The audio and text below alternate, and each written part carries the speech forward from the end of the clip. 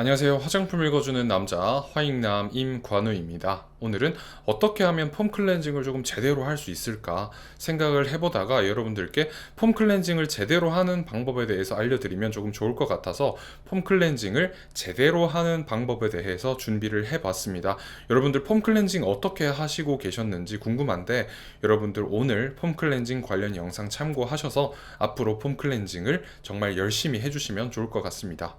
우선 폼 클렌징에 대해서 알아보는 것이 좋겠죠. 폼 클렌징은 거품으로 클렌징을 하는 방법을 폼 클렌징이라고 합니다. 거품 클렌징. 그래서 폼 클렌징이라는 이름이 생기게 되었죠. 폼 클렌징은 지방산 계면활성제 성분이나 음이온 계면활성제 성분 혹은 양쪽성 계면활성제 성분 등이 이 클렌징 폼의 주 성분으로 배합이 된다고 생각을 하시면 됩니다. 이렇게 클렌징 폼에 계면활성제 성분이 배합되는 이유는 다음과 같습니다. 계면활성제가 특정 오염 물질들, 그러니까 특정 물질들의 계면을 활성화시켜서 이 오염 물질들이 피부에서 완벽하게 제거될 수 있도록 도와주는 그런 역할을 하기 때문입니다. 그래서 우리는 클렌징을 할 때 폼 클렌징을 사용하는 것입니다.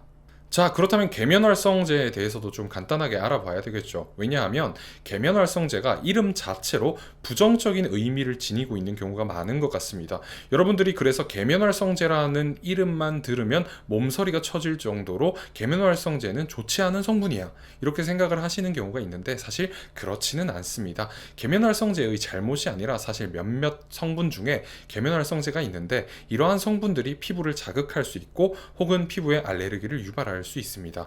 그렇기 때문에 계면활성제가 모두 마치 피부를 자극하고 알레르기를 유발하는 것처럼 알려져 있는 경우가 많은데 사실 그렇지는 않고 좋은 계면활성제가 있고 나쁜 계면활성제가 있을 수도 있다, 이런 결론을 내릴 수 있는 것 같습니다. 이렇게 계면활성제가 사실 배합되어 있지 않은 클렌저를 어떻게 사용하면 되냐 이렇게 물어보시는 경우가 많은데 사실 계면활성제가 배합되어 있지 않은 클렌저를 사용하면 오염 물질을 피부에서 제거를 할 수 없습니다.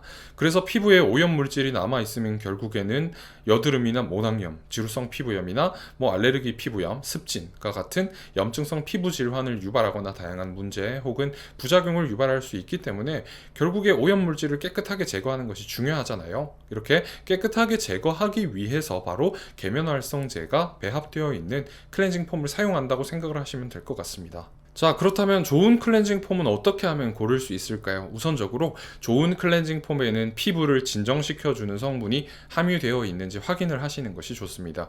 그러니까 피부 진정 성분이 들어있는 클렌징 폼을 골라주시면 되고, pH 같은 경우에는 사실 건강한 피부의 pH가 약산성이기 때문에 약산성 클렌징 폼을 사용하시면 건강한 피부를 손상시키지 않고 잘 클렌징을 할 수 있다고 결론을 내릴 수 있습니다. 결론적으로 피부 본연의 pH와 비슷한 클렌징 폼을 사용하면 피부에 유발되는 자극도를 낮출 수 있다는 결론을 내릴 수 있습니다. 혹시 피부가 여러분들이 건강하신 경우, 피부가 건강하지 않은 경우 등 모든 경우에 약산성 타입의 클렌징 폼을 사용하는 것은 매우 중요하다고 할 수 있고, 피부가 건강하거나 건강하지 않거나 모든 경우에 좋은 클렌징 폼을 사용하실 때는 약산성 클렌징 폼을 골라주시는 것이 더 낫다는 결론을 내릴 수가 있습니다. 자, 좋은 클렌징 폼을 골라주셨다면 이제 올바르게 폼 클렌징을 해주실 필요가 있습니다.